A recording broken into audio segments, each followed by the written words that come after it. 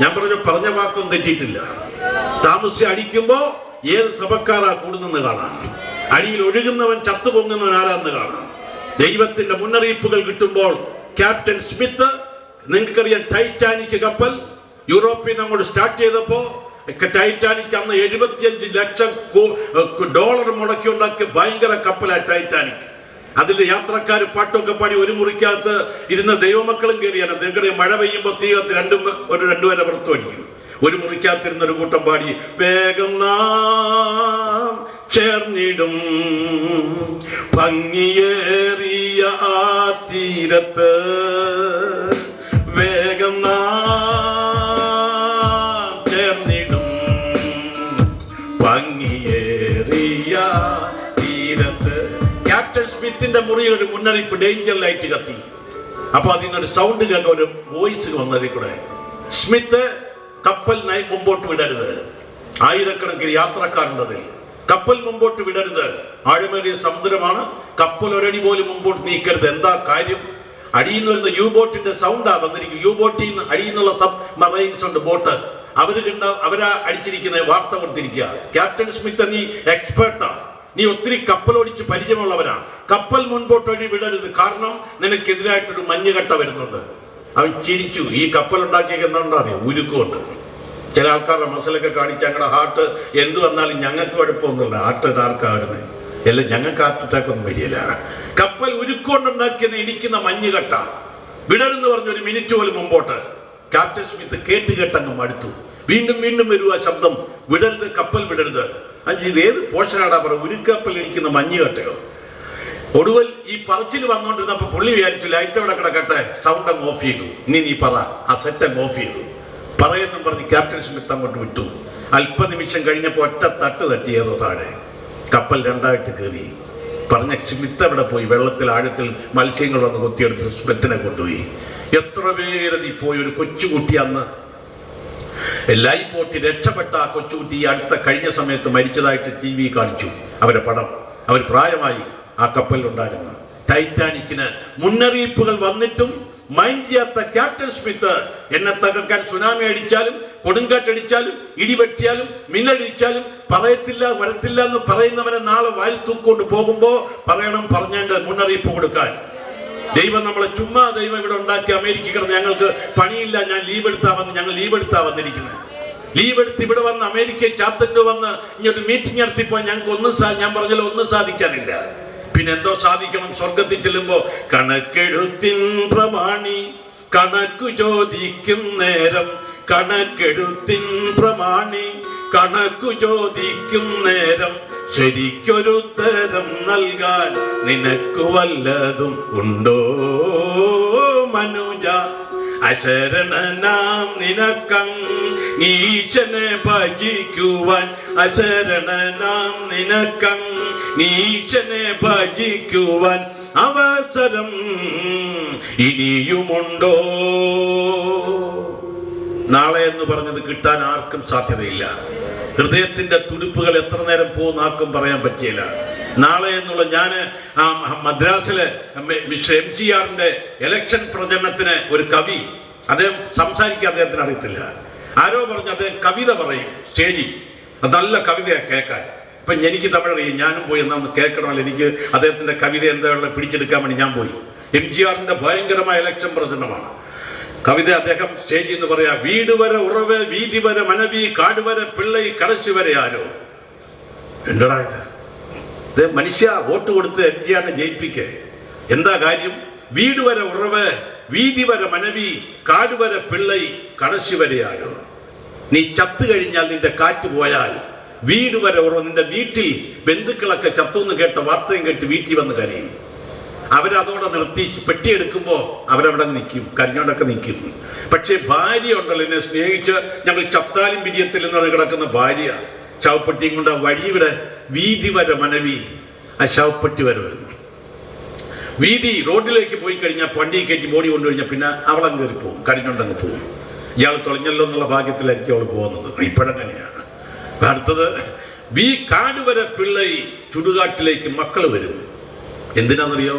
ചെതയ്ക്ക് തീ കൊളുത്താൻ മൂത്തമോനെ വേണം അവർക്ക്. വീതി വരെ ഉറവ്, വീട് വരെ ഉറവ്, വീതി വരെ മനവി, കാട് വരെ പിള്ളൈ. ഒരു അടുത്ത ചോദ്യം, ആ ചതയ്ക്കപ്പുറത്തോട്ട് കാട് വരെ കടശി വരെ ആരോ. എന്നിട്ട് അടുത്ത വാക്യം പറയും, വിട്ടുവിടും ആവി.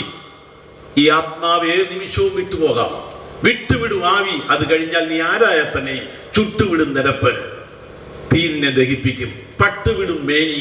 മനോഹരമായി ടിപ് ടോപ്പിൽ എത്രയോ വേഷമൊക്കെ കെട്ടാനാ ഇപ്പൊ രൂപ മുടക്കി ഓരോരുത്തർ മെനക്കെടുന്ന്. പട്ടുവിടും മേനി. അടുത്ത പറഞ്ഞ് ശൂന്യത്തിൻ നിലമേ. മനുഷ്യ, വീട് വരെ ഉറവ്, വീതി വരെ മനവി, കാട് വരെ പിള്ളை, കടശി വരെയാണോ. വിട്ടുവിടും ആവി, ചുട്ടുവിടും നിരപ്പ്, പട്ടുവിടും മേനി, ശൂന്യത്തിൻ നിലമേ. ഇന്ന് രാത്രികാലം അതുകൊണ്ട് ചില വാക്യങ്ങൾ വായിപ്പിച്ച് സമയത്തിന് തന്നെ നിർത്താൻ പോവുകയാണ്. വാക്യം വായിക്കും. യോഹന്നാന്റെ സുവിശേഷം 11-ാം അധ്യായം 28-ഉം 29-ഉം വാക്യം. പ്രസംഗം നിങ്ങളൊന്നും കേൾക്കുന്നു. ഞാൻ മുഖവര ചിലർക്കെന്നുള്ള സംശയം തീർക്കാൻ വേണ്ടി പറഞ്ഞല്ലോ. ഇത് എന്തിനു വെച്ചു, ആര് പറഞ്ഞു, ഈ പെരുമഴക്കാലത്ത് ഈ മഴ പെയ്യുമ്പോൾ ഇതിന് എന്തിനാ വെച്ചാൽ ചോദിക്കുമ്പോൾ അവരെ സംശയം തീർക്കാൻ നിങ്ങൾ പ്രാർത്ഥിക്കണം. അമേരിക്കയിൽ ഇന്നും ഇന്നലെയൊക്കെ ഇരുന്ന് പ്രാർത്ഥിക്കുന്ന ഒരു ചെറിയ കൂട്ടമുണ്ട്. അവിടെ ഒരിടത്തല്ല, പല സ്ഥലങ്ങളിൽ. ഞാൻ വരുന്നതിന് മുമ്പ് തന്നെ പലരും വിളിക്കാൻ എല്ലാവരും മെസ്സേജ് ഇട്ടുണ്ട്. അവർ എല്ലാവരും പറഞ്ഞു, സാറ് ഞങ്ങളൊക്കെ പ്രാർത്ഥിക്കുകയാണ്. മഴ, ഞാൻ പറഞ്ഞു മഴയ്ക്ക് വേണ്ടി പ്രാർത്ഥിക്കുക. 2-3 ആഴ്ച കൊണ്ട് പറയുന്നുണ്ട്. മഴ സമയത്ത് മാറ്റാൻ ദൈവത്തോട് ഞാൻ പ്രാർത്ഥിക്കുകയാണ്. ഞാൻ ഇന്നലെ ഫ്ലൈറ്റിൽ കയറാനായിട്ട് എയർപോർട്ടിൽ വന്ന് 2 ദിവസം ഉറങ്ങാതിരുന്ന് എൻ്റെ ടിക്കറ്റും കൊണ്ട് ഞാൻ 4-5 മണിക്കൂർ ഇരുന്ന് അങ്ങ് ഉറങ്ങി. എൻ്റെ അടുത്തിരുന്ന് ആരും വിളിക്കാതെ അവരങ്ങ് പോയി. എൻ്റെ പ്ലെയിനും പോയി. ഞാൻ എഴുന്നേറ്റ് ചെന്നപ്പോൾ ഞാൻ പോകേണ്ട പ്ലെയിൻ 4 മണിക്കൂർ കഴിഞ്ഞ് ഞാൻ ഉറക്ക കണ്ണു തുറന്നത്. വാച്ച് നോക്കിയപ്പോൾ 11 മണിക്ക് പ്ലെയിൻ പോയി. ഞാൻ കണ്ണു തുറന്ന 1 മണിക്ക്. ആരുമില്ല അവിടെ ഇരുന്നവരാരും. എനിക്ക് ഹ്യൂസ്റ്റണിൽ വരേണ്ട എൻ്റെ സ്ഥലത്ത് ഫ്ലോറിഡായിരുന്നു. അവിടെ വന്നിട്ട് എനിക്ക് ദുബായ് ഫ്ലൈറ്റ് കിട്ടത്തുള്ളൂ. ഞാൻ ആകെ വിഷമിച്ച് എന്ത് ചെയ്യും, ഇവിടുന്ന് വരണ്ടെന്നായിരിക്കും ദൈവത്തിൻ്റെ പ്ലാൻ. നോക്കിയപ്പോൾ ഒരു സ്ത്രീ ആ കൗണ്ടറിൽ നിന്ന് പോകേണ്ടവളാ 11 മണിക്ക്. അവളവിടെ 1 മണിക്ക് അവിടെ പോകുന്നത്. ഒരു വൈറ്റ് വെള്ളക്കാരി സ്ത്രീ. ഞാൻ അവിടെ തിന്ന് സോറി, എനിക്കൊരു അബദ്ധം പറ്റി, ഞാൻ ഇരുന്ന് ഉറങ്ങിപ്പോയി. എൻ്റെ ടിക്കറ്റാണ്, പ്ലെയിൻ പോയല്ലോ, ഞാൻ എന്ത് ചെയ്യണം. അവൾ എങ്ങനെയോ പറഞ്ഞു ബുക്ക് ചെയ്യാൻ ഓഫീസുണ്ട്, അവിടെ പോകണം എന്നൊക്കെ ആദ്യം പറഞ്ഞിട്ട് തിരി കഴിഞ്ഞപ്പോൾ അവളോട് പറയാ, ഐ വിൽ ഹെൽപ്പ് യു, ഞാൻ എന്നെ സഹായിക്കാം. അവൾ കമ്പ്യൂട്ടറിൻ്റെ എൻ്റെ പാസ്, എൻ്റെ ടിക്കറ്റും എല്ലാം വായിച്ചെടുത്തിട്ട് കമ്പ്യൂട്ടർ ഫീഡ് ചെയ്തിട്ട് അടിച്ചുടനെ ടിക്കറ്റ് തന്നിട്ടുണ്ട്. 2.5 മണിക്കൂർ പെട്ടെന്ന് തന്നെ അങ്ങോട്ട് പോയാൽ അപ്പുറത്തെ ഗേറ്റിൽ നിന്ന് ഈസ്റ്റിന് അടുത്ത പ്ലെയിൻ പോകുന്നുണ്ട്. ഞാൻ പോയി അടുത്ത പ്ലെയിനിൽ എനിക്ക് കിട്ടിയോണ്ട് ഞാൻ ഈ സ്ഥലത്തെത്തിയപ്പോൾ എനിക്കുള്ള ദുബായിക്കുള്ള ഫ്ലൈറ്റിന് 1.5 മണിക്കൂർ കഴിഞ്ഞിട്ടേ വിടത്തുള്ളൂ. സമയത്തോടെ എത്തി. അല്ലേ ഞാൻ ഇന്ന് വരത്തില്ല ഇവിടെ. ഇന്നത്തെ എൻ്റെ ഫ്ലൈറ്റ് മിസ്സായി പോയി. 2 രാത്രി ജോലി ചെയ്ത് എനിക്ക് ഉറങ്ങാൻ പറ്റിയില്ല. വായിക്കാം യോഹന്നാൻ 11:28-29. യോഹന്നാൻ 11. ഗുരു വന്നിട്ടുണ്ട്, നിന്നെ വിളിക്കുന്നു എന്ന് പറഞ്ഞു. കേട്ട ഉടനെ എന്ത് ചെയ്തു? അവൾ എഴുന്നേറ്റ് ഗുരുവിന്റെ അടുക്കൽ. ഇന്ന് രാത്രി നമ്മുടെ കൺവെൻഷന്റെ ആരംഭ ദിനമാണ്. ഇവിടെ ഗുരു വന്നിട്ടുണ്ട്, നിന്നെ വിളിക്കുന്നുണ്ട്. കേട്ട ഉടനെ നീ കിടക്കുന്നിടത്ത് കിടന്നോ, ഇരിക്കുന്നിടത്ത് ഇരുന്നോ. മറിയ ഇരുന്നില്ല. മറിയ എഴുന്നേറ്റ് എവിടെ വന്നു? ഇന്ന് രാത്രി സ്വർഗീയ വിളി കൊണ്ട്, ഉന്നത വിളി കൊണ്ട്, വിശുദ്ധ വിളി കൊണ്ട്, സൂര്യന്റെ ഉദയം മുതൽ അസ്തമനം വരെ, ജനിച്ച ദിവസം മുതൽ മരിക്കുന്നിടം വരെ ദൈവം പല മാർഗത്തിലൂടെ മനുഷ്യനെ വിളിക്കുകയാണ്. അതെങ്ങനെയാണെന്ന് നമുക്ക് പറയാൻ പറ്റത്തില്ല. നിങ്ങൾ തിരുവനന്തപുരത്താണ് MA പഠിക്കാൻ തരാം. അങ്ങനെ ഇരുന്നപ്പോൾ ആരാണ് ദൈവദാസന്മാർ അവിടെ ചെന്ന ക്രിസ്ത്യൻ ലെഗില കൊടുത്ത പുള്ളിക്ക് ഇഷ്ടപ്പെട്ടില്ല. പുള്ളി അത് കീറിയെടുത്ത് ദൂരെ കളഞ്ഞു. ജയിലിലൊക്കെ ചെന്നാൽ അങ്ങനെയാ സംഭവിക്കും. ചിലരൊക്കെ കീറി തുപ്പി ദൂരെ കളയും. നിങ്ങൾക്കറിയാം, അങ്ങനെ ചെന്നപ്പോൾ അവിടെ ചെന്നപ്പോൾ ആ പാവപ്പെട്ട മനുഷ്യൻ ഒരെണ്ണം കൂടെ ഒറ്റച്ചങ്ങ് പോയി. ഇത് അവിടെ കണ്ട് കിടന്നു. കുറച്ച് ദിവസം 1-2 ദിവസം കഴിഞ്ഞപ്പോൾ സിനിരാജിന് ഏതോ ഡിപ്രഷൻ ഉണ്ടായി, ഏതോ പ്രശ്നം. എങ്ങനെ പരിഹരിക്കുമെന്ന് അറിയാൻ പാടില്ല. ഇപ്പൊ നമ്മൾ സഹോദരൻ ചന്ദ്രനും പറഞ്ഞ പോലെ സിനിരാജിന്റെ ഉള്ളിലേക്ക് ഖുർആൻ അറിയാം, അള്ളാഹുവിനെ അറിയാം, ഒക്കെ അറിയാം, പ്രാർത്ഥിക്കുന്നുണ്ട്. പക്ഷെ പുള്ളിക്ക് അത് പ്രശ്നം വന്ന് പരിഹരിക്കാൻ ആളില്ല, പ്രാർത്ഥിക്കാൻ ആളില്ല. ഈ കിടന്ന പേപ്പർ അവിടെ ഏതോ മൂലേ കിടന്നു. അതെടുത്ത് വായിച്ചു. അപ്പോഴാ പറഞ്ഞു, ഈസാ നബിയെ കുറിച്ച് അത് ഈ പറയുന്നുണ്ട്. അതെല്ലാം വായിച്ചു. അപ്പൊ പറഞ്ഞു, എന്റെ പ്രശ്നം തീർക്കാൻ ഈസാ നബിക്ക് കഴിയുമോ? മുട്ടുമടക്കി അവിടെ തന്നെ മുറിക്കകത്ത് അദ്ദേഹത്തിന് മുറി മുട്ടിമടക്കി കർത്താവിൽ വിശ്വസിച്ച് ഏറ്റു പറഞ്ഞു. ആ പ്രശ്നം പരിഹരിച്ചിട്ടു. ആ മനുഷ്യൻ എഴുതിയൊരു പാട്ടുണ്ട്. ഞാൻ പത്തനംതിട്ട ഓപ്പൺ എയറിന് പാടിയപ്പോൾ അവിടുത്തെ മുസ്ലിം പള്ളി നിസ്കാരം നടക്കുകയാണ്. എല്ലാവരും വിചാരിച്ചു മുസ്ലിം ആണെന്ന് പറഞ്ഞ് ഇറങ്ങി വന്നു. ഈ ദുനിയാവിലെ മനുജന്മാരെല്ലാം അല്ലാഹുവിൽ നിന്നകന്നതിനാല് ഇബ്ലീസിൻ അടിമകളായി ഹലാക്കിലായല്ലോ. ഈ ദുനിയാവിലെ മനുജന്മാരെല്ലാം അല്ലാഹുവിൽ നിന്നകന്നതിനാല് ഇബ്ലീസിൻ അടിമകളായി ഹലാക്കിലായല്ലോ. വന്നോളിൻ സോദരരെ, നിങ്ങൾ കേട്ടോളിൻ, സുവിശേഷം വിട്ടോളിൻ, പാപവഴികളെ ഏറ്റുകൊള്ളീസായേ. വന്നോളിൻ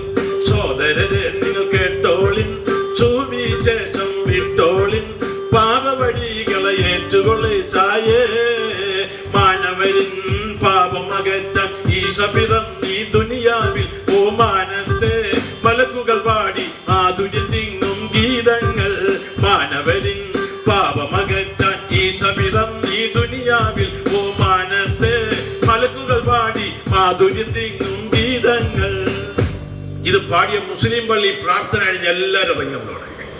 അവന് റോഡിൽ കുത്തി നിപ്പായി തീർന്നപ്പോ എന്നോട് ചോദിക്കുക, ഞങ്ങളൊന്ന് വിളിച്ചോ ഒന്ന് പ്രസംഗിക്കാൻ വരാമോ? നിങ്ങൾ വിളിച്ച് എന്താ പ്രസംഗം ചെയ്യാൻ? ഈ പ്രസംഗം ചെയ്താൽ മതി, ഈ പാട്ടൊന്ന് പാടിയാൽ മതി. പത്തനംതിട്ട ഒരു ഭയങ്കര ഓഡിറ്റോറിയത്തിൽ മുഹമ്മദ് നബി ദിനത്തിന് അവരെന്നെ വിളിച്ച് പ്രസംഗിക്കാൻ കംപ്ലീറ്റ് വീഡിയോ എടുത്ത് 2 മണിക്കൂർ. വന്ന മുസ്ലിം ചെറുപ്പക്കാർ 3/4 പേരും ബൈബിളുമായിട്ടാണ് വന്നേ, സംശയങ്ങൾ തീർക്കാൻ. ഞാൻ പറയുന്ന രാത്രികാലം ക്രിസ്ത്യാനിക്ക് കർത്താവിനെ വേണ്ട എങ്കിൽ ഗുരു വന്നിട്ടുണ്ട്, നിന്നെ വിളിക്കുന്നു. ഇന്ന് രാത്രികാലം ഈ ഗുരുവിന്റെ വിളി കേട്ട് വരാതിരിക്കുന്ന വ്യക്തി നീ തകർച്ചയിൽ അകപ്പെടാൻ പോകുകയാണ്. ഇന്ന് രാത്രികാലം ഗുരു വന്നിട്ടുണ്ട്. എന്തിനാ വിളി? കേട്ട ഉടനെ അവള് എഴുന്നേറ്റു. ഇന്ന് രാത്രി എന്തിനാ എഴുന്നേൽക്കേണ്ടത്? ഏലിയാവിനെ തട്ടി ദൂതൻ എഴുന്നേറ്റ് ഭക്ഷിക്കടാന്ന് പറഞ്ഞു. നീ മരിക്കാൻ ചുരച്ചട കിടക്കല്ലോ, എഴുന്നേറ്റ് ഭക്ഷിക്കാൻ പറഞ്ഞു. ഇന്ന് രാത്രിക്കാലം ദൈവത്തിന്റെ വചനം ആര് ഭക്ഷിക്കുമോ അത് തേനേക്കാളും തേൻകട്ടേക്കാളും മാധുര്യമേറിയതാണ്. 42 വർഷം കൊണ്ട് ഞാൻ പഠിക്കുന്ന ഈ ബൈബിൾ ഇന്നും ഇതിന്റെ അറ്റം പോലും വന്നിട്ടില്ല. ഞാൻ അതുകൊണ്ടാണ് കഴിഞ്ഞ പ്രാവശ്യമൊക്കെ ഇവിടെ വന്നപ്പോ ഈ ബൈബിളിൽ നിന്ന് ഒരു 20 ചോദ്യങ്ങൾ എഴുതി ഞാൻ ഇവിടെയൊക്കെ കൊടുത്തു. ഞാൻ അമേരിക്കൻ പത്രങ്ങളിൽ പരസ്യം കൊടുത്തു. 20 ചോദ്യത്തിന് ഉത്തരവെഴുന്നവർക്ക് അമേരിക്കയിൽ $250 കൊടുക്കാമെന്ന് ഞാൻ ഓഫർ ചെയ്തിട്ടുണ്ട് പത്രങ്ങൾ, മനോരമ മലയാളം പത്രങ്ങളിൽ. ഇവിടെ വന്ന് അനേകരുടെ പറഞ്ഞു 20 ബൈബിൾ ചോദ്യങ്ങൾക്ക് ഉത്തരവെഴുന്നവർക്ക് 2500 രൂപ കൊടുക്കാം, മനോരമ ഇടാൻ പറഞ്ഞിരിക്കും ബൈബിളിൽ നിന്ന്. അതിലൊരു ചോദ്യം എന്താ ചോദിച്ചെന്നറിയോ? മുടിയനായ പുത്രൻ മടങ്ങി വന്നപ്പോ ഏറ്റവും കൂടുതൽ കട്ടം സഹിച്ചത് ആര്? എല്ലാരും പറഞ്ഞു ചേട്ടൻ, പിന്നെ പറഞ്ഞു അപ്പൻ. പക്ഷെ ബൈബിളിൽ രണ്ടുമില്ല. അപ്പൊ ഇരിക്കുന്നത് എന്തോ ഇത് ബൈബിൾ ദുരുപദേശം പറയാൻ വന്നതാണ്. മുടിയനായ പുത്രൻ വീട്ടിൽ മടങ്ങി വന്നു. അവൻ മടങ്ങി വന്നപ്പോ കട്ടം സഹിച്ചത് അപ്പനാന്നോ പിന്നെ ചേട്ടനാണോ? ഒന്നുമല്ല. അമേരിക്കയിൽ പശുക്കുട്ടിയും പട്ടിക്കുട്ടിയും പൂച്ച എന്നൊക്കെ പറഞ്ഞാൽ അവിടെ ജീവന്റെ ജീവനാണ്. വിലയേറിയ കാറുകൾ പട്ടികളെയും കൊണ്ടാ പോകുന്ന അമേരിക്കക്കാർ. കഴുത്തു പോയാരെന്നറിയോ?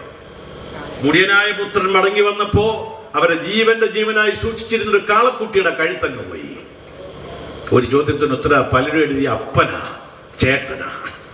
രണ്ടാമത് ഹാർട്ടിന് അറ്റാക്ക് വന്നാൽ ഹോസ്പിറ്റലിൽ കൊണ്ടുവന്നാൽ അഡ്മിറ്റ് ചെയ്യുന്ന ഒരു സ്ഥലമുണ്ട്, ആശുപത്രി എല്ലാവരും ഉണ്ട്. നിങ്ങൾക്കറിയാം, അതിന്റെ പേര് ICU അല്ല, ICCU. ICCU എന്ന് പറയുന്നത് എന്താ നിങ്ങൾക്കറിയോ? ഇത് ബൈബിൾ ചിലർ പറയും ബൈബിളൊക്കെ ഉപദേശിച്ചവർക്കുള്ളത്, ഇത് സയൻസും ഡോക്ടർമാർക്കൊന്നുള്ളതല്ല. ICCU. അപ്പോ ആശുപത്രികളിൽ ICU ഉണ്ട്, ICCU ഉണ്ട്, ഇന്റൻസീവ് കൊറോണറി കെയർ യൂണിറ്റ് എന്നാ അതിന്റെ പേര്. എന്തോ ഈ കൊറോണറി പഠിച്ചോ ചോദിക്കും. നേഴ്സാണ് ചോദിച്ചാൽ അവർ മേലോട്ട് കൊറോണറി എവിടെയാ? Intensive coronary. ഞാനിത് നെയ്വേലി ലിഗ്നൈറ്റ് കോർപ്പറേഷനിൽ അവിടെ പ്രസംഗിക്കാൻ പോയ സമയത്ത് മാർത്തോമ പള്ളി അവിടെ അകത്തില്ല. ഓരോ മാർത്തോമ പള്ളിയിലെ ഒരു മെമ്പർ, അവിടുത്തെ ജനറൽ മാനേജർ, അദ്ദേഹം സ്വന്തം ഫ്ലൈറ്റ് ഒക്കെ ഉണ്ട്, ഫ്ലൈറ്റ് ഉണ്ട്. അവിടെ പള്ളി വെക്കാനൊന്നും നടക്കത്തില്ല. അവസാനം ആരാണ്ട് അച്ഛൻ പറഞ്ഞു നമുക്കൊരു CSI തമിഴ് പള്ളി വെച്ചൊരു കൺവെൻഷൻ നടത്തണം, സാറ് വരണം. അപ്പൊ ഞാൻ ചെല്ലുന്ന അവസാനം അവിടുത്തെ ഒരു കാർഡിയോളജിസ്റ്റ്, ഹാർട്ട് സ്പെഷ്യലിസ്റ്റ്, അദ്ദേഹം അവിടുത്തെ നെയ്വേലി ലിഗ്നൈറ്റ് കോർപ്പറേഷന്റെ ഹോസ്പിറ്റലിലെ ചീഫ് കാർഡിയോളജിസ്റ്റാണ്. കുണ്ടാമണ്ണിൽ ഫാമിലിയിലെ മാത്യു വർഗീസ്. അദ്ദേഹത്തിന്റെ കൂടെ കുറച്ച് പേരുണ്ട് ബൈബിൾ പൊട്ടന്മാരുടെയാണ്, ഇതാരും പഠിക്കേണ്ടതല്ല എന്ന് പറഞ്ഞു നടക്കും. പള്ളിയില്ല, പട്ടവും ഇല്ല, ഉപദേശിയില്ല, ബിഷപ്പും ഇല്ല, ആരുമില്ല. ആരാണ്ടി എന്ന് പുള്ളിയോടെ പറഞ്ഞു ഇന്ന് പ്രസംഗിക്കാൻ വരുന്ന ആള് പ്രസംഗിക്കുന്ന ബൈബിളിൽ നിന്നൊക്കെ പറയുമെന്നൊക്കെ പറഞ്ഞ് സയൻസും പറയുമെന്ന് പറഞ്ഞു. എന്നാ ഒന്ന് കേൾക്കണമെന്നും പറഞ്ഞ് ഈ പുള്ളി മാത്യു വർഗീസ്, ഡോക്ടർ മാത്യു വർഗീസും അദ്ദേഹത്തിന്റെ ടീം കൂടെ വന്നു. അവിടെ വന്നേറി ഇരിക്കുമ്പോൾ ഞാൻ ചോദിച്ചു, നേഴ്സുമാരിപ്പോണ്ട് പലരും, ഡോക്ടർമാരുണ്ടെന്ന് എനിക്കറിയത്തില്ല, നേഴ്സുമാരിപ്പോണ്ട്. ഞാൻ ചോദിച്ചു ICCU ബൈബിളിൽ എവിടെയാ? ഒന്ന് വായിച്ചോ, യോശയ 13:8 ഒന്ന് വായിക്കേ. ICCU ബൈബിളിലുണ്ടോ? അപ്പോ ഇവിടെ ഇന്റൻസീവ് കൊറോണറി കെയർ ബെൻസികളിലുണ്ട്, പുഷ്പഗിരിയിലുണ്ട്, ഇവിടെ ഹോളി ക്രോസിലുണ്ട്, പലത്തുണ്ട് ICCU. ഇത് ബൈബിളിലുണ്ടോ? നോക്കാം.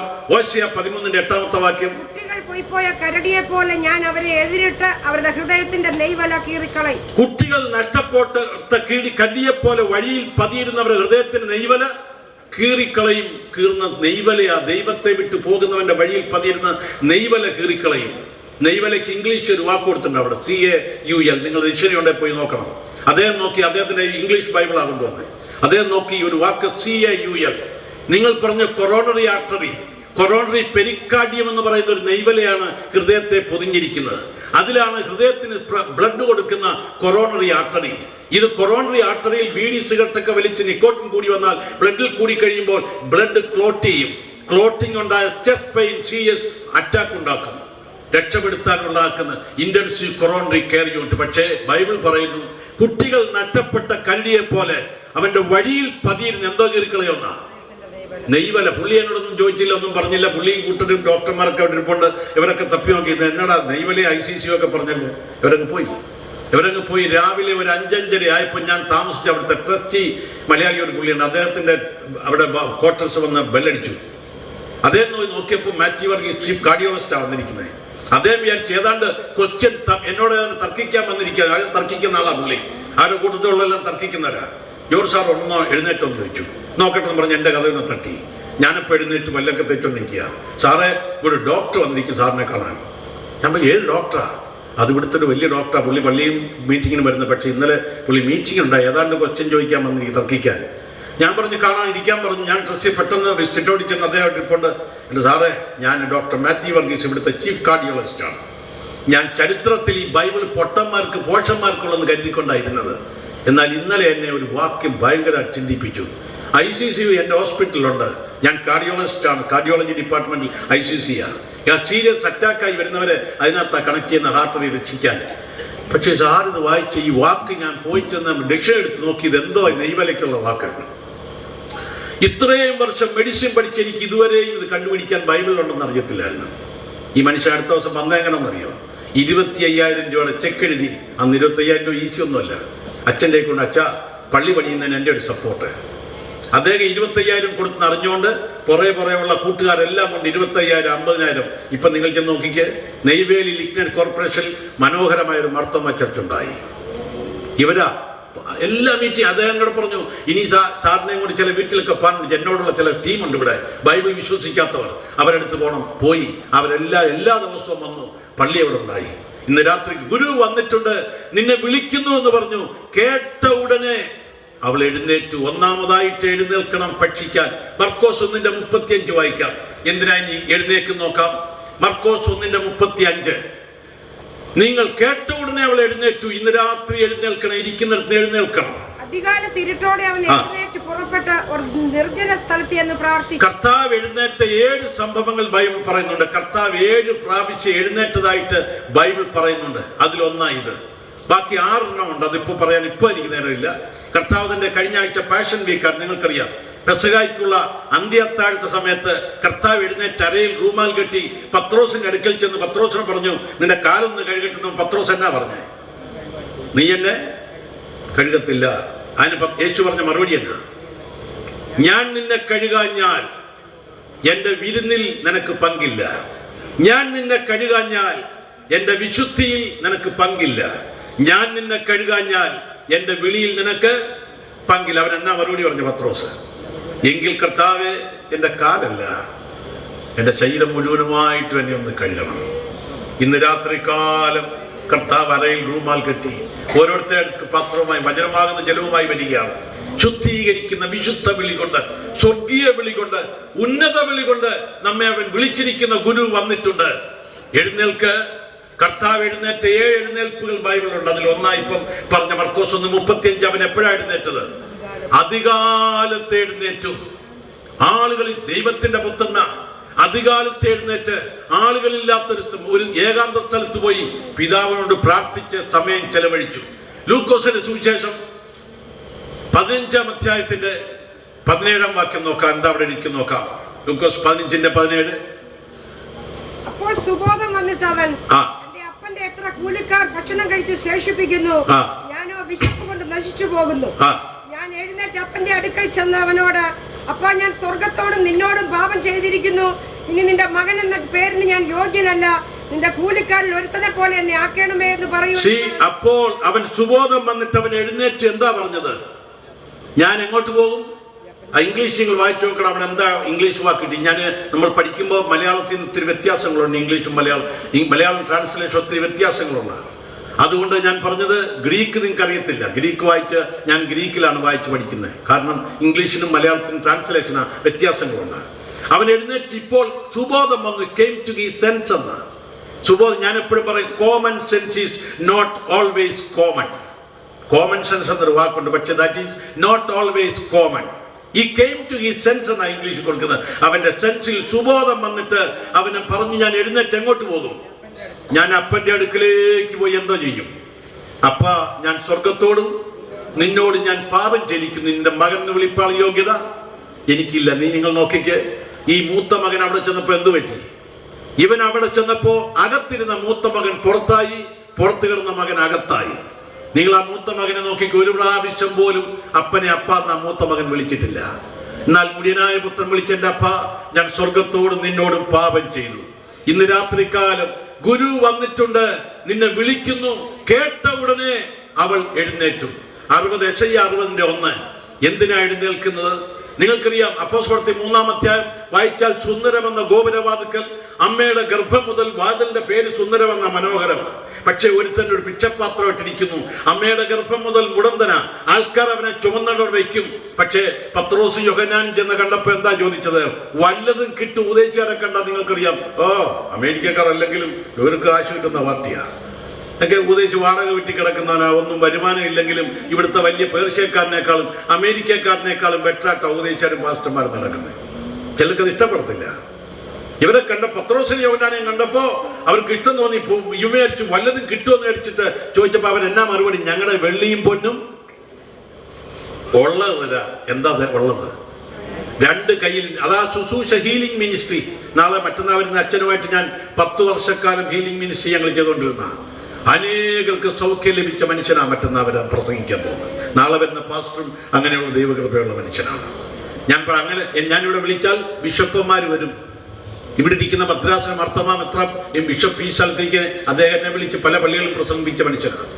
ഞാൻ വിളിച്ച അദ്ദേഹം ഇവിടെ ഉദ്ഘാടനം ചെയ്ത് വന്നാൽ ഇദ്ദേഹം അച്ഛൻ പറഞ്ഞു ഞാൻ ഉദ്ഘാടനം ചെയ്യാന്ന് പറഞ്ഞു. അതുകൊണ്ടാണ് ക്രിസ്റ്റോസ്റ്റം മെത്രാപ്പൊലിത്ത IPCയുടെ കുമ്പനാട് കൺവെൻഷന് പോയി.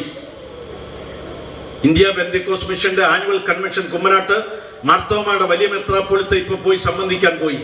അമൃതാനന്ദമയിയുടെ ജന്മദിനത്തിൽ അദ്ദേഹം സമ്മാനങ്ങളുമായിട്ട് വാങ്ങിച്ച് അമൃതാനന്ദമയ്യെ കാണാൻ പോകും. ആർക്കെങ്കിലും പരാതിയുണ്ടോ? അമൃതാനന്ദമയ്യെ കാണുമ്പോൾ നിന്ന് ഇവിടെ മീറ്റിംഗിന് നിങ്ങൾക്കറിയാം, ദൈവകൃപയുള്ള ദൈവത്തോട് ദൈവമക്കൾ സഹകരിക്കുമ്പോൾ മറ്റുള്ളവർ നമ്മോട് സഹകരിക്കും. ഞങ്ങൾ ഇവിടെ ആരെയും ചുമതലയും ഏൽപ്പിച്ച് ഈ പാസ്റ്ററൊക്കെ പള്ളിക്കാർ ചർച്ചയാറൊക്കെ വന്ന് ആരെയും ഞങ്ങൾ കൂലി തരാം പൈസ തരാമെന്ന് പറഞ്ഞിട്ടല്ല അവരിവിടെ. ദൈവത്തിന്റെ വേലയായതുകൊണ്ടാണ്. ദൈവത്തിന്റെ വേലയിൽ പ്രവർത്തിച്ച അവർക്ക് ദൈവമാണ്, ഞാനല്ല പ്രതിഫലം കൊടുക്കുന്നത്. ഞങ്ങൾ അമേരിക്കൻ കാശ് കൊടുത്തല്ല അവരിവിടെ ആക്കിയേക്കുന്നത്. ഇതിന്റെ പുറകിൽ ഇത്രയും നാളുകളായിട്ട് ഇത് പ്രവർത്തിക്കാൻ അവർ മനസ്സോടെ വന്ന സാറ് ഞങ്ങൾ ചെയ്യട്ടോ. അങ്ങനെ വന്നവർക്ക് എപ്പോഴും യേശു അടുക്കൽ വന്ന് യേശു വെൽക്കം ചെയ്യും. അവരെ ഗുരു വന്നിട്ടുണ്ട്, എന്നെ വിളിക്കുന്നു.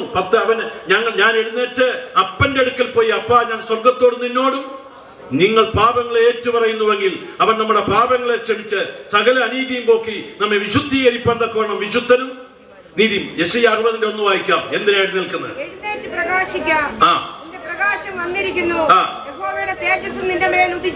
പ്രകാശം ഇല്ലെങ്കിൽ എങ്ങനെയാ പ്രകാശിക്കുന്നത്?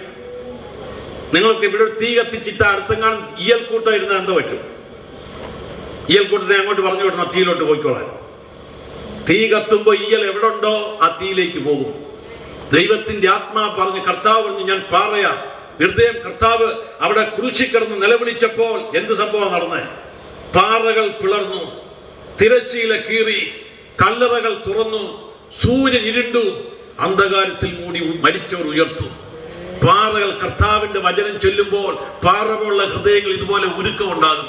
ഉപദേശിയോട് വെറുപ്പുണ്ടായെന്ന് പറഞ്ഞ സഹോദരൻ ചന്ദ്രൻ എന്തോ പറ്റി? പിന്നെ പാറയിൽ നിന്ന് പുറപ്പെടുന്ന ജലം, പാറയിൽ നിന്ന് പുറപ്പെടുന്ന എണ്ണ, പാറയിൽ നിന്ന് പുറപ്പെടുന്ന തേൻ, പാറയിൽ നിന്ന് പുറപ്പെടുന്ന ഹിമം. ഈ പാറ ഏതായിരുന്നു? 1 കൊരിന്ത്യർ 10:4 വായിച്ച്. ഈ പാറയെ ചുമ്മാതല്ല മോശയോടെ പറഞ്ഞ് അടിക്കടാന്ന് പറഞ്ഞു. ജനത്തിന് മരുഭൂമി ജലമില്ല, പാറയെ അടിക്ക്. പടയാളികൾ ഒരുവൻ അവന്റെ കുന്തം കൊണ്ട് അവന്റെ വിലാപിൽ കുത്തിയപ്പോൾ എന്താ ഒഴുകിയെന്നറിയോ?